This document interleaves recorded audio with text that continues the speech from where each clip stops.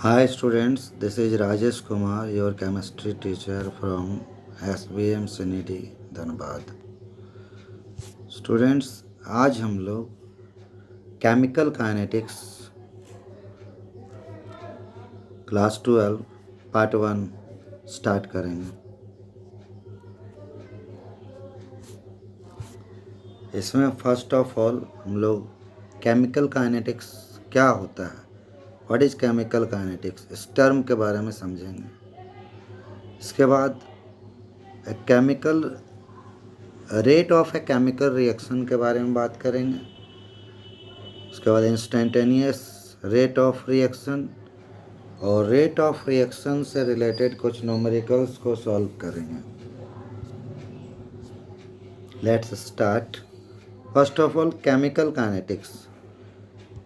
हम लोग समझते हैं केमिकल काइनेटिक्स क्या होता है। It is a branch of physical chemistry which deals with the study of rate of reaction and the mechanism by which reaction takes place. Students, already हम लोग को पता है हमारे चारों ओर बहुत सारे केमिकल रिएक्शंस होते रहते हैं जिसको कि हम लोग ऑब्ज़र्व करते हैं, देखते हैं।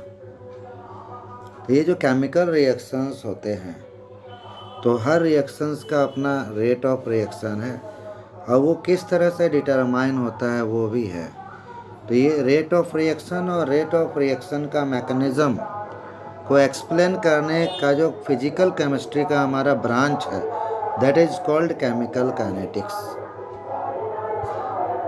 First of all rate of reaction क्या होता है? The rate of decrease in concentration of reactants and that of increase in products is called rate of the chemical reaction। कोई भी केमिकल रिएक्शन होता है तो रिएक्टेंट का कॉन्सेंट्रेशन डिक्रीज करता है और प्रोडक्ट का कॉन्सेंट्रेशन इंक्रीज करता है। तो हम उसका रेट के बारे में बात कर रहे हैं, यानी कितना समय में कितना रिएक्टेंट का कॉन्सेंट्रेशन डिक्रीज किया या प्रोडक्ट का कितना समय में कितना कॉन्सेंट्रेशन इंक्रीज किया, इसको हम रेट ऑफ केमिकल रिएक्शन कहेंगे। यानी rate of decrease in concentration of reactant और rate of increase in concentration of product is referred as rate of a chemical reaction. Its unit is mole per litre per second and denoted by del x by del t. यहाँ students याद रखना है, unit जो है मोल per litre per second. तो मोल per litre को हम लोग मोलर भी लिख सकते हैं क्योंकि number of moles present in 1 litre is called molarity. तो मोलर पर सेकेंड भी इसका यूनिट हो जाएगा। तो हमारे पास एक रिएक्शन है, आर रिएक्ट करके प्रोडक्ट बना रहा है, यानी रिएक्टेंट्स कन्वर्टेड टू प्रोडक्ट। तो रेट ऑफ रिएक्शन इसका अगर हम लिखें तो रिएक्टेंट के हिसाब से अगर निकालेंगे तो माइनस आगे लिखेंगे, minus del concentration of reactant divided by del T. उसी तरह प्रोडक्ट्स का निकालेंगे तो plus del concentration of product divided by R T. यहाँ स्टूडेंट्स माइनस साइन और प्लस साइन का अपना सिग्निफिकेंस है। ऐसा नहीं कि रेट ऑफ रिएक्शन माइनस में भी निकलता है प्लस में भी। यह माइनस इंडिकेट करता है कि रिएक्टेंट का कॉन्सेंट्रेशन डिक्रीज कर रहा है, जबकि पॉजिटिव साइन इंडिकेट कर रहा है प्रोडक्ट का कॉन्सेंट्रेशन इंक्रीज करता है। कोई भी केमिकल रिएक्शन अगर हो रहा है तो हम लोग को पता है रिएक्टेंट से ही प्रोडक्ट बनता है, यानी रिएक्टेंट का अमाउंट घटते हैं, कॉन्सेंट्रेशन घटते हैं, यानी उसका कॉन्सेंट्रेशन डिक्रीज करता है, इसीलिए उसको माइनस साइन से डिनोट करते हैं। जबकि प्रोडक्ट का कॉन्सेंट्रेशन इंक्रीज करता है इसलिए उसको पॉजिटिव साइन से इंडिकेट करते हैं। The above expression of rate gives us average rate of reaction. ये जो फार्मूला हम लोग देखे हैं रेट ऑफ रिएक्शन का, ये एवरेज रेट ऑफ रिएक्शन का भी यही फार्मूला होगा, क्योंकि यहाँ पर टाइमिंग लार्ज इंटरवल्स के लिए बात कर रहे हैं, डेल्टा यूज किया जा रहा है, यहाँ स्मॉल डी यूज नहीं कर रहे हैं, इसीलिए यहाँ पर एवरेज रेट ऑफ रिएक्शन का भी यही फार्मूला होगा। The negative sign indicates that concentration of reactant decreases and positive sign indicates that of product increases. ये ऑलरेडी हम बता चुके हैं कि रिएक्टेंट का कॉन्सेंट्रेशन डिक्रीज कर रहा है इसलिए वो नेगेटिव साइन से इंडिकेटेड है और पॉजिटिव साइन ये इंडिकेट कर रहा है कि प्रोडक्ट का कॉन्सेंट्रेशन इंक्रीज करता है। देखिए यहाँ पर एक ग्राफ से दिखाया गया है रिएक्टेंट और प्रोडक्ट को। यहाँ एक्स एक्सिस में टाइम है, वाई एक्सिस में कॉन्सेंट्रेशन है।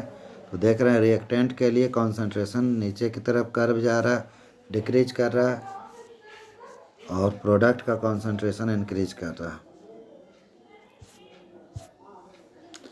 Instantaneous rate of reaction, it is the rate of reaction at a particular moment of time and measured as a very small concentration change over a very small interval of time.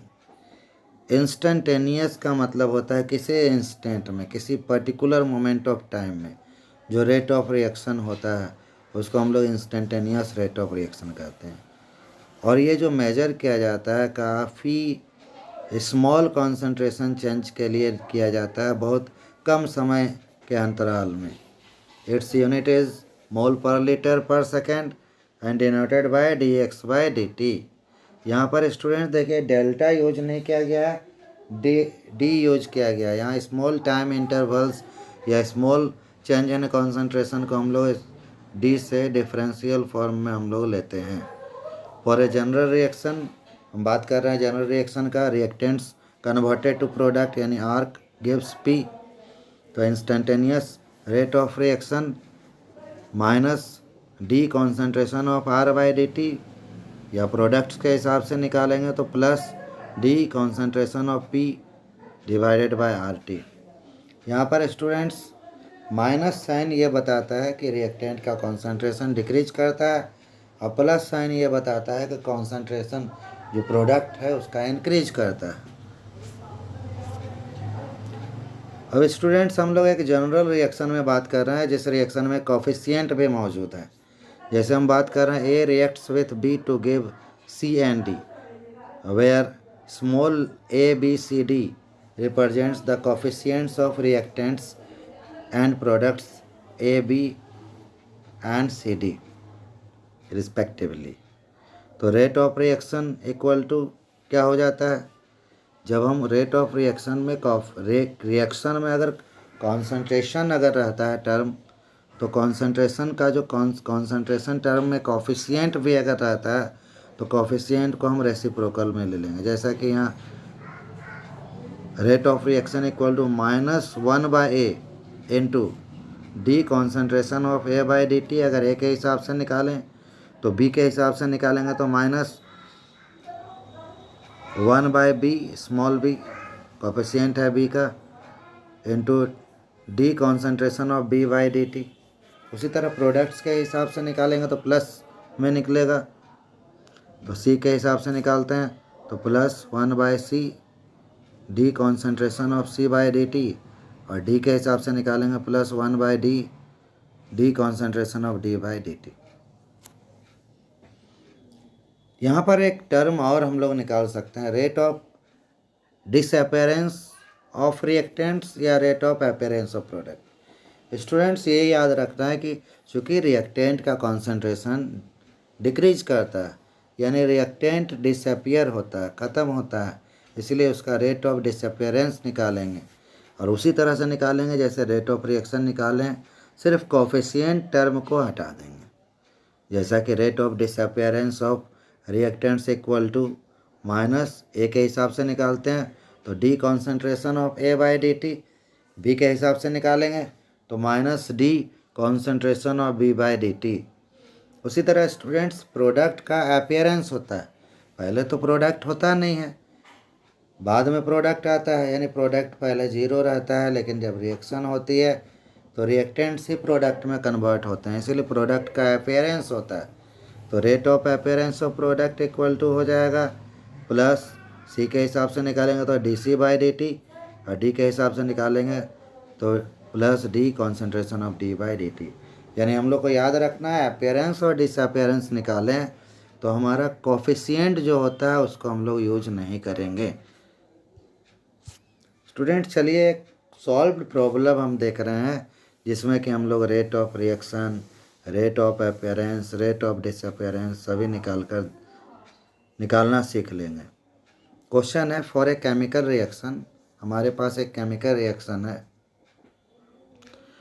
A+2B gives 4C। A+2B gives 4C, ये chemical reaction है। The concentration of C is increased by 0.2 molar in 10 seconds. यहाँ पर बताया जा रहा है C का concentration increase कर रहा 0.2 मोलर 10 सेकेंड।